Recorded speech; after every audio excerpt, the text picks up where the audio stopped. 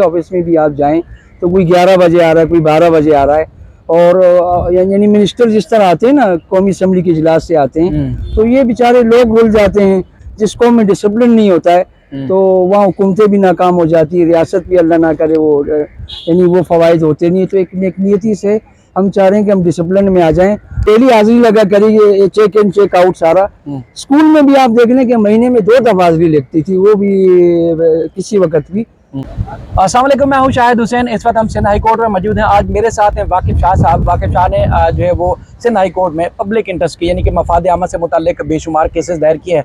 आज इन्होंने एक अनोखा और एक अजीबोगरीब सा केस फाइल किया है, यानी कि मुख्तलिफ इदारों की तरफ से दावे किए जाते हैं कि वो बायोमेट्रिक कर रहे हैं और असातिज़ा हों या तमाम डिपार्टमेंट उनकी हाज़िरी यकीनी बनाने के लिए इक़दाम कर रहे हैं। लेकिन इक़दाम कुछ दिन कागज़ों में, कुछ दिन फाइलों में, कुछ दिन नोटिफिकेशन में नज़र तो आते हैं, लेकिन उसके बाद मामले जूं के तूं होता है। यानी कि ना कुछ सरकारी अफसरान मुलाजमीन वक्त पर आते हैं और ना ही किसी को रिलीफ मिल सकता है। यानी कि जो सरकारी इदारों से किसी को भी अगर काम की ज़रूरत पड़ जाती है तो वो धक्के खा जाते हैं। यही केस लेकर वाकिफ शाह सिंध हाई कोर्ट पहुँचे हैं, तो हम इनसे जानते हैं। वाकिफ शाह साहब, सिंध हाई कोर्ट सूबे की सबसे बड़ी अदालत है, तो ये ऐसा क्या मसला दरपेश हुआ जिसकी वजह से आपने इस किस्म का केस लेके अदालत से आए हैं? ये शुक्रिया शाहिद भाई। इसमें ऐसा है कि अभी अल्हम्दुलिल्लाह 57 मेरी एज हो गई है। हम देखते रहते हैं कि गवर्नमेंट किसी ऑफिस में भी आप जाएं तो कोई 11 बजे आ रहा है, कोई 12 बजे आ रहा है।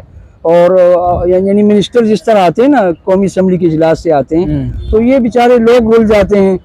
सेक्रेटेरिएट में देख लें, 2016 में 24 मिलियन का फंड भी अप्रूव हुआ था, ये डिवाइस भी लग गई थी, लेकिन क्या वजूहत इम्प्लीमेंट नहीं हो सका।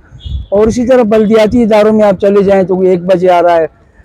मेडिकल के शोबे में मुख्तसर ये कि कायद आज़म का जो फरमान है कि ईमान, तंजीम, महकम और डिसिप्लिन, जिस कौम में डिसिप्लिन नहीं होता है तो वहाँ हुकूमतें भी नाकाम हो जाती है, रियासत भी अल्लाह ना करे वो यानी वो फ़वाइद होते नहीं। तो एक नियति से हम चाह रहे हैं कि हम डिसिप्लिन में आ जाएं और यानी हर आदमी को उसका टाइम पे वो जो इसकी ड्यूटी वो फ़राइज़ अंजाम दे, और जो फ़वाइद हैं, जो रियासत की एक ज़िम्मेदारी है, वो निचले एक आम आदमी तक भी पहुँचे। ख़ास करके बल्दियाती इदारे हैं तो ये तो आते ही नहीं है सारे।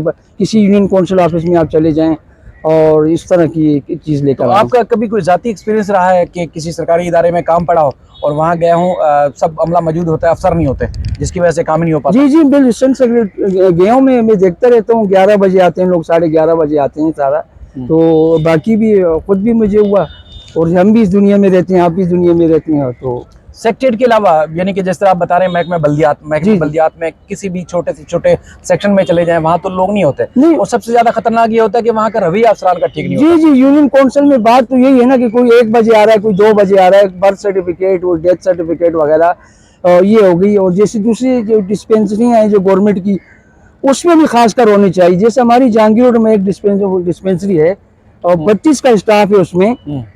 और अभी अल्लाह करके मैंने दरख्वास्त लिखा, हाई कोर्ट में भी रुजू किया, फिर उसके बाद इससे सूबाई मुतसिम में गया तो वो कोई अभी रिंगने लग गई है वहाँ पर। 3 डॉक्टर आने लगे, 12 डॉक्टर थे। तो ये हाल है सारा। तो इससे ये भी होगा कि गोश्त मुलाजमीन का भी जो ना उनका मोराल जो है ना वो ख़त्म होगा। गोश्त मुलाजमीन के हवाले से अक्सर तमाम वज़रा भी साबिक जो थे वो बात करते रहते थे। मुख्तलिफ जगहों पर ये चीज़ आती भी हैं कि गोश्त मुलाजमीन की तादाद पूरे सूबे में तमाम डिपार्टमेंट्स में बहुत ज़्यादा है। यानी कि अगर कहीं 300 की ज़रूरत थी तो वहाँ 450 मुलाजमीन को भर्ती किया हुआ है, तनख्वाहें जारी हैं, लेकिन काम करने 300 भी नहीं आता। तो उसके हवाले से भी इस पिटीशन में आपने बनाया हुआ हिस्सा उसको? नहीं, इसमें तो मैंने खास कर ये सिर्फ यही लिखा है कि गोश्त का वो नहीं किया, लेकिन इसमें सभी लोग आ जाएंगे जब तो वहाँ भी अल्हम्दुलिल्लाह मैंने पिटीशन की, तो उस पर भी तजुर्बाती काम हो रहा है। तो ये भी हमारी एक नीयति है। हमारी सिंध गवर्नमेंट अच्छा काम, मेरी निगरान गवर्नमेंट जो है वो बड़ा तैयार की हुई है, इसको इम्प्लीमेंट करे तो इंशाल्लाह हम सब तक इसका फ़ायदा पहुँचेगा। तो अदालत का आपकी इस किस्म की दरख्वास्त देख के माइंड कैसा लगा, मूड कैसा लगा? चीफ जस्टिस साहब बड़े खुश हुए, उन्होंने कहा बहुत अच्छी चीज़ लेकर आए। उन्होंने ये जुमला कहा उन्होंने। अच्छा जी हाँ। तो आपको लग रहा है कि अब अदालत इस दरख्वास्त को न सिर्फ कंसीडर करेगी बल्कि पाबंद भी करेगी कि तमाम इदारों में बायोमेट्रिक का सिस्टम लगाया जाए और हाजिरी यकीनी बनाया जाए, मॉनिटरिंग की जाए? आपको लग रहा है? इंशाल्लाह देखिए ना, कोशिश तो होती है ना कि अब ये कहेंगे फंड नहीं है, लेकिन आप बच्चे होता रहे, आस्ता आस्ता होता रहे तो ये सिलसिला चल पड़ेगा इंशाल्लाह।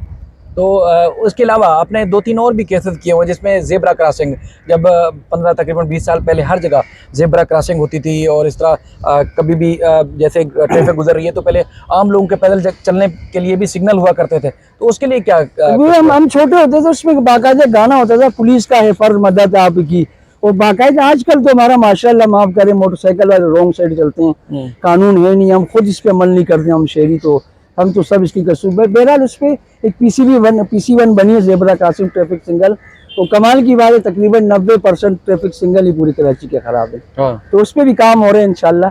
तो आपको लग रहा है अब हाई कोर्ट इस मामले में मदद करेगी, ताउन करेगी, चूंकि सबसे बड़ी अदालत है सूबे की, तो ये कानून के मुताबिक शहरी को रिलीफ मिलेगा, किसी किस्म की जो मफाद आमा की दरखास्तें आपकी उसमें इंसाफ मिलेगा और लोगों के फायदे के लिए होगा। जी जी बिल्कुल, मुझे मिलने जब भी तो मेरी हौसला अफजाई हो रही, मैं मजीद उसके लिए कोशिश कर रहा हूँ, सारा ये एक अच्छाई की उसमें ज़मरे में तो काम हो रहा है माशाल्लाह। चले वाकिफ साहब, आपका बहुत शुक्रिया। ये देखें, बायोमेट्रिक का खासतौर पर जब सिस्टम लग जाएगा तो फिर कोई भी डिपार्टमेंट ऐसा नहीं होगा कि तनख्वाहें ले रहे होंगे, पेंशन ले रहे होंगे, बड़े बड़े मराहत ले रहे होंगे, लेकिन वो काम नहीं करेंगे। अब उनको काम भी करना पड़ेगा।